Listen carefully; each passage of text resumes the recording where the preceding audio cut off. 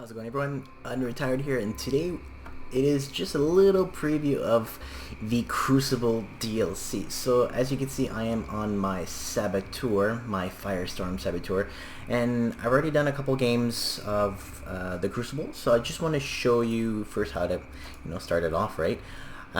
So you go into Crucible, and then you can go here where you'll see your highest score. So from my experiences, that from character to character, it kind of overlaps itself, and it tells you when you've kind of died.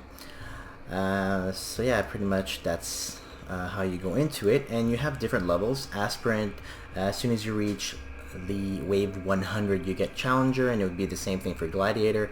I haven't really had the chance to delve too much into this, but let's go in and just explain a couple of things. What happens on the waves and whatnot. Well, the waves are pretty self-explanatory. It's you'll have a different map every time. So right now the map is a bit different from what I used to get, and you get towers. Right, these are little towers here, and you can create like a Death Chill, Inferno, Stormcaller, Stonewall, and Vanguard. These ones are self-explanatory. Ice, fire, lightning, stone is to defensive, Vanguard is offensive. Okay, and you can create one like before the game actually starts. It'll cost you 5 tribute points. Tribute points are gained by doing the waves. So the more waves you do, the more tribute points you get. So I mean, in Aspirant, you don't really. I haven't really used the towers. I got to 150. I got to 150, and I got smacked by 2 Iron Maidens and a couple other nemesis. I don't know if it was a bug or something, if it was intended to be that way. But yeah, that was unfortunate. But still, let's just go around, and all of the different vendors are kind of there, right? My master informant. Yeah. And you can get with a number of tribute points. You can get blessings. So Blessing Ulu, Emperor's Guidance, Might of Amatok, and Ozwain's Pact.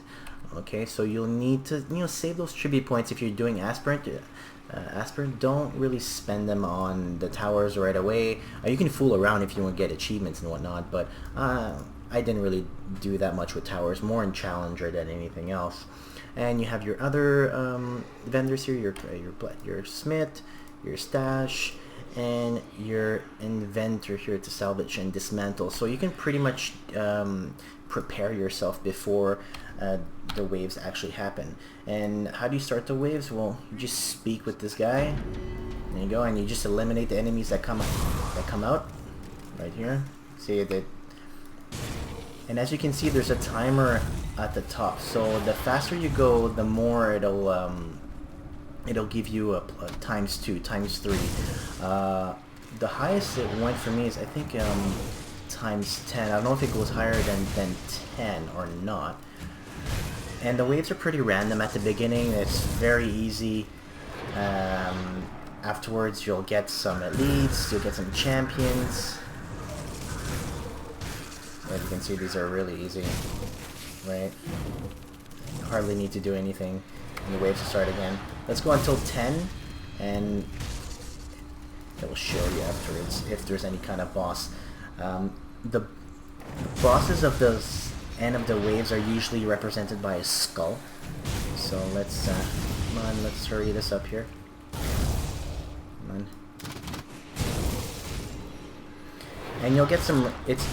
You can get like really random champions, nemesis bosses, so it'll really make you think of how your build is made.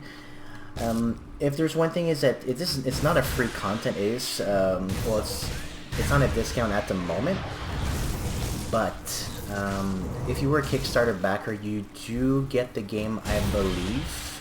Anyways, you're supposed to, and if you don't get it, then obviously you have to tell them. So this is a skull. That means this is the boss of the other wave, which is pretty easy to do. And once the wave is done,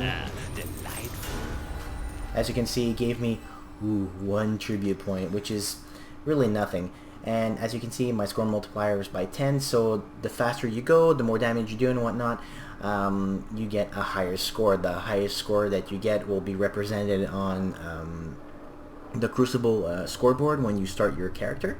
So yeah, that's pretty much it. I mean, I can make a tower before I start if I want. I'll just show you, like, let's say a stone wall, right?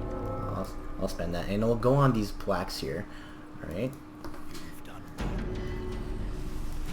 So yeah, that's, I mean, it's, I mean, in my opinion of the DLC, it's, I mean, it's a good idea, but for someone that already has pretty much everything in the game, it's fun for a couple hours, and then, it'll get stale. That's just for me anyways, that it'll get stale. The reason being is that I do have everything, just waiting for some real content updates, and or maybe next expansion that will add a lot more dungeons and whatnot. Okay, sometimes they just stay there. So yeah, so if you're not happy about paying $5,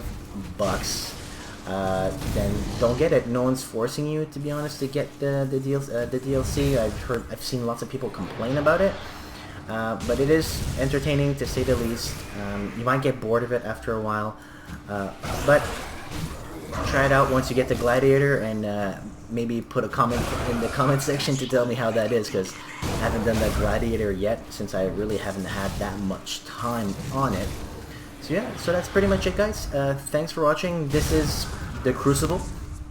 You can get it on Steam at the moment with a discount, and if you're watching the video after the discount period, it's $5. Alright, well, thanks for watching, and I'll see you in the next video.